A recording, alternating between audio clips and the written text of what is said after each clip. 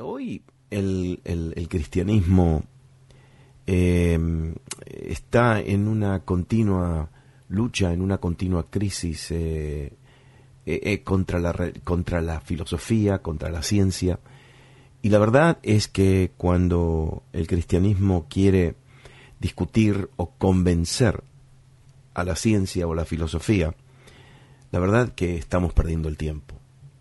Cuando queremos incursionar en el campo de lo razonable, de la lógica, de lo natural, el cristianismo no puede responder a esas preguntas porque, le voy a decir por qué, porque en el centro del sistema del cristianismo hay una verdad, bueno, es la verdad central. Y la verdad central es la verdad de la cruz de Jesucristo. ¿Ves? La cruz de Jesucristo es una contradicción.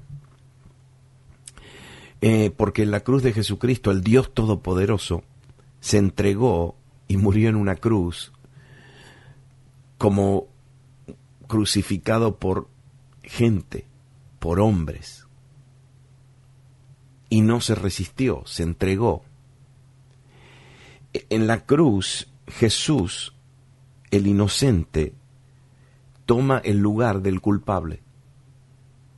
En la cruz, el juez toma el lugar del sentenciado.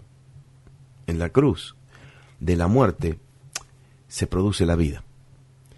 Y por eso en el cristianismo, el cristianismo es una vida de paradojas, de contradicciones. Y por eso la iglesia no explica estas cosas, la iglesia declara estas cosas. El evangelio se dirige a la fe, no a la razón. Porque si algo puede ser comprobado, entonces no hace falta la fe. Y por eso la fe no descansa, escúchenme bien ahora, la fe no descansa sobre el laboratorio de la lógica o de la ciencia. La fe, mire esto, la fe descansa sobre el carácter de Dios.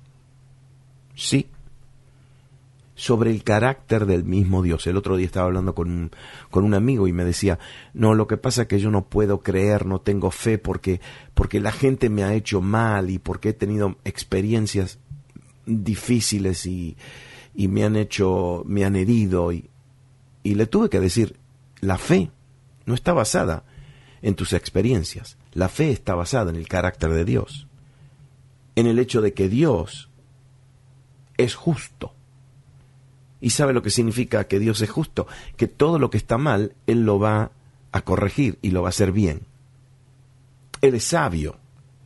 Eso significa que Él prepara y diseña todo para que todo llegue a una conclusión perfecta. Él es infinito, no tiene límites.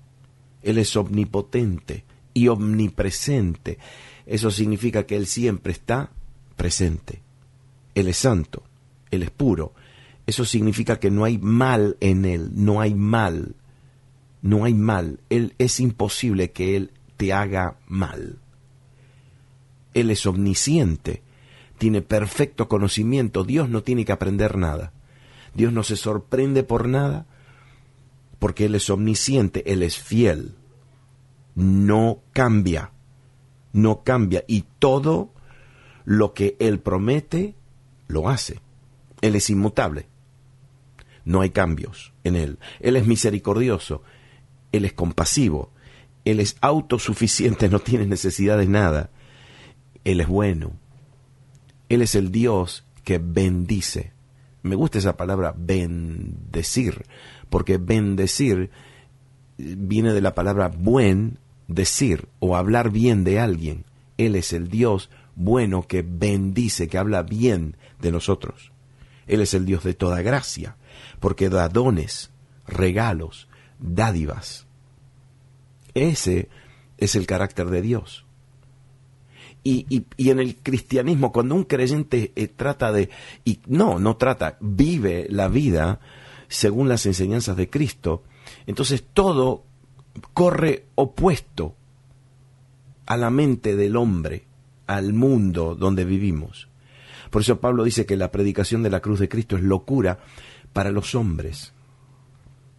Y cuando nosotros vivimos una vida cristiana y vivimos en este mundo porque tenemos que vivir aquí en la tierra, parece ser que todo contradice lo que estamos viviendo.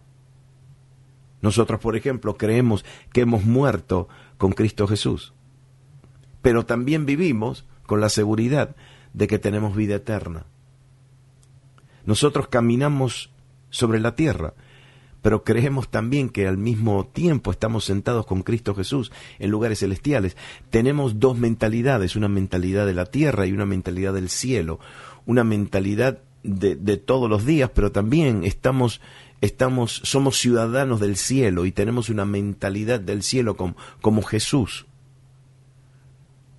Tenemos nuestro hogar aquí en la tierra, pero también sabemos que tenemos un hogar en los cielos.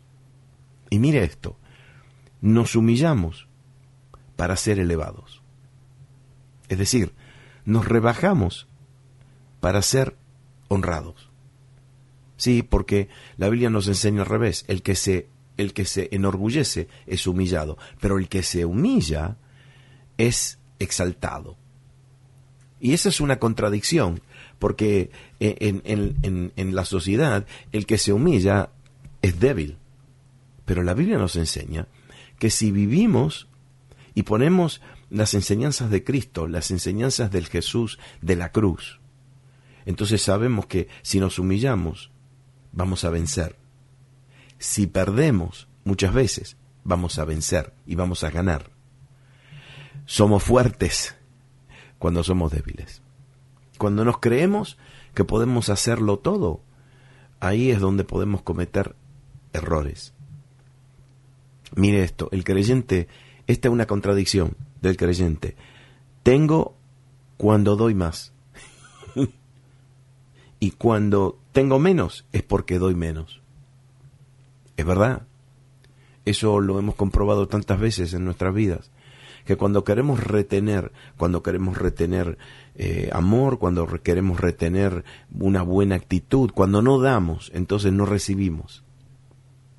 Lo que sembramos, cosechamos. Si damos mucho, cosechamos también mucho. Y si damos poco, cosechamos poco. Esa es una ley del reino, pero es una contradicción.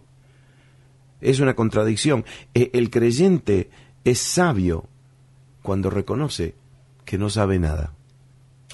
Y escúcheme bien esto. Y nosotros le tememos a Dios, pero no nos escapamos de Él. Tenemos el temor de Dios, pero no le tenemos terror y miedo a Dios si nos acercamos a Él. Vivimos una vida de contradicciones. Y muchas veces como que no tiene sentido. Hablo con muchas personas que me dicen, pero está pasando esto en mi vida y lo otro en mi vida. Y estoy pasando por crisis y estoy pasando por... ¿Y saben por qué? Mejor de usar la palabra crisis, usemos la palabra contradicción. Es una contradicción, porque todo lo que nosotros vivimos, todo lo que vivió Cristo fue una contradicción. El pueblo judío se esperaba que llegue un Mesías poderoso, el hijo de David, un rey, un líder militar. Sin embargo, llegó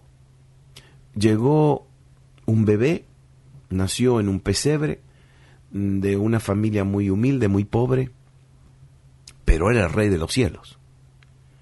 Era el Dios todopoderoso. Y cuando empezó su ministerio, fue insultado, vituperado, sufrió, tuvo que caminar muy humildemente y terminó en una cruz. ¿Para qué? Para ser resucitado al tercer día y ser exaltado por sobre todo nombre que se nombre en la tierra, en los cielos y debajo también de la tierra. Y él fue exaltado, ¿por qué? Exaltado significa que fue elevado. Él fue elevado, ¿por qué? Porque se humilló, se rebajó. Qué vida de contradicción que vive el cristiano. Y nosotros no podemos explicar estas cosas, porque no tienen lógica. Pero sabemos que como caminamos por fe,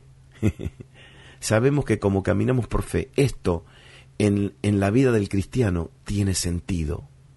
tiene sentido. Y hoy como que siento que tengo que hablarle a muchas personas que están atravesando por contradicciones.